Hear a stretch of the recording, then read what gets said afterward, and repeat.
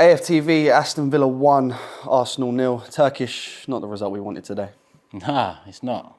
I think it's the performance I wanted, which is, strange to say, not the result. I don't know how we didn't score. Yeah, of course. Now, obviously, you mentioned that's the performance that we wanted. Unfortunately, it hasn't ended in the result we wanted. Like I said, you look at the way that they played against Manchester City, for example, and they completely dominated the game. But that wasn't the case at all today. I would say we were the better team, but the scoreline says differently.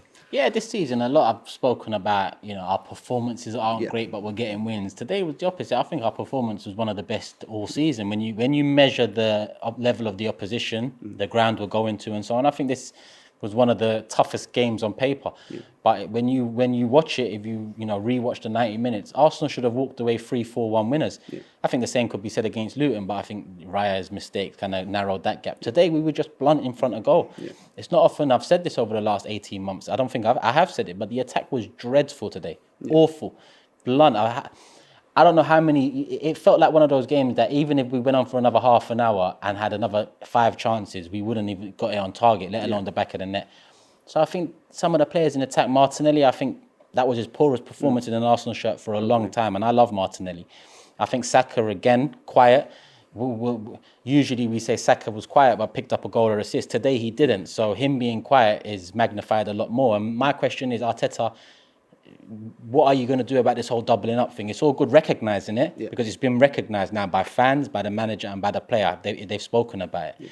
But what are we going to do? Speak about the same thing after 38 games and say, well, Saka's been doubled up all season. We need to think of something to unlock Saka a little bit more. We need better from Martinelli. I think Jesus was okay, but then you get that moment in the second half where he's free as a bird in the box, the ball comes in and it's a very poor touch. And how often do you attribute a poor touch to Gabriel Jesus? Not very often. And the worst of the lot, Odegaard. The worst of the lot, Odegaard, because those 2 chances, for me, I know we've had debates about how clear-cut the chances are and whatnot. Listen, he should have buried both of them, in my opinion. I think the second one was harder than the first. Some argue the first one was harder because there was bodies. But I think once he created that space for the first one, bury it, top bins, put a bit of lift behind it. It was very comfortable for Martinez. Even though it was a good save, it was very comfortable. He shouldn't have a chance in hell to save that.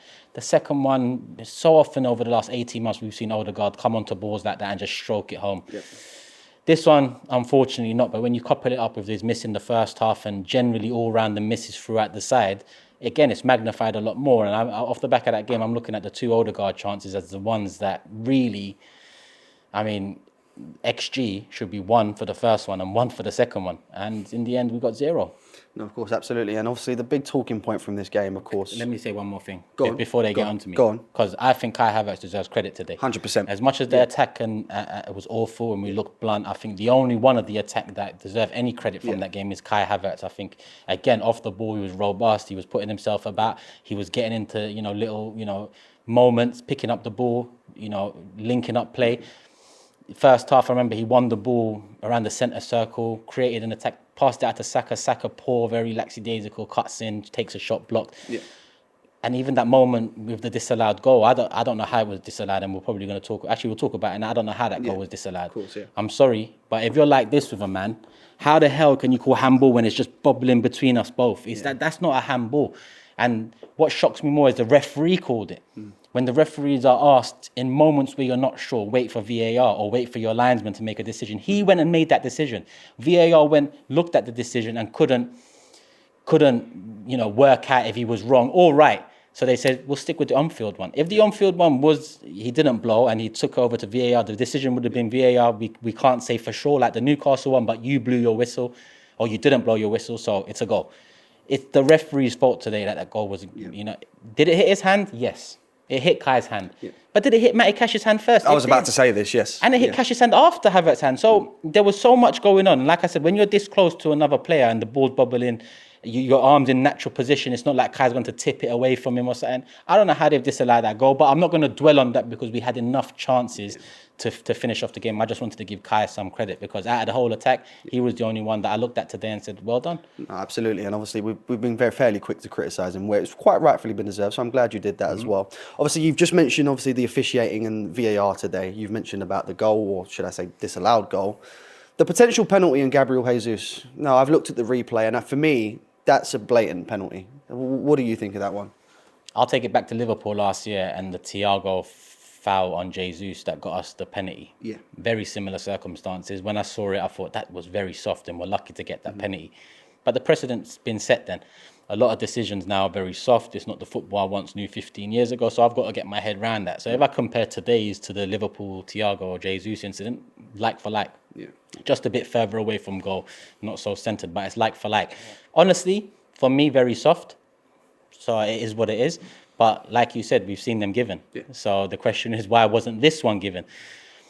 We can talk about VAR and officials all week, and we can do podcasts about them. I'm just tired of it all. I'm not one to normally mention VAR and officials, but I think that Kai one today was a disgrace. I think the penalty one, it is what it is. I actually probably agree that it wasn't a penalty; it was quite soft. Yeah. I think there was another moment for VAR in that game, but I just can't remember off the top of my. Or not VAR, the ref or Satin. Maybe I'm wrong.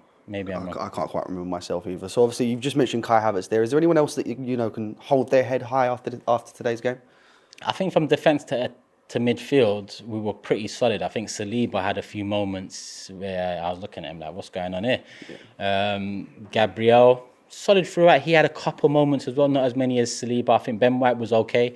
I think Zinni, in an attacking sense, better than in a defensive sense, but I don't even think defensively we were caught out much on his side. I know the goal came from that side, but aside from the goal, I think we done very, very well with him, or Gabriel done very well with him. And when Diaby come on, we didn't really see much of Diaby. So I think from defence to attack, we've done well. I think Raya deserves credit as well as Havertz. I think that's probably actually the next in line that deserves credit, because it was 1-0 at the end because of Raya. I think he made 2 saves to keep it at 1-0, keep us in the game. And if we had got something back, then he'd get a lot more credit for those saves. We didn't, so those saves will be forgotten. But I think off the back of that horror show against Luton in midweek, he needed a game like this.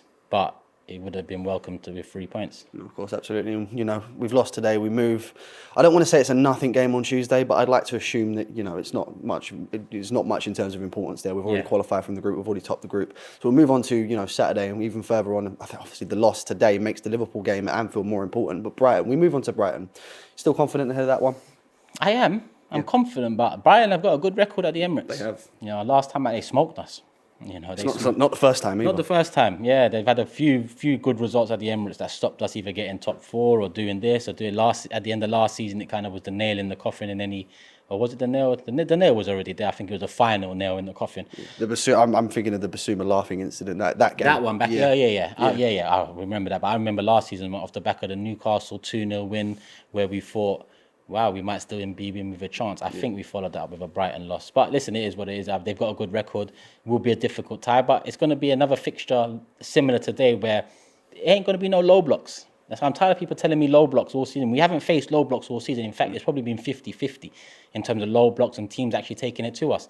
Because even some of the smaller teams have tried to take it to us. Luton in midweek wasn't a low block. That's just the most recent example.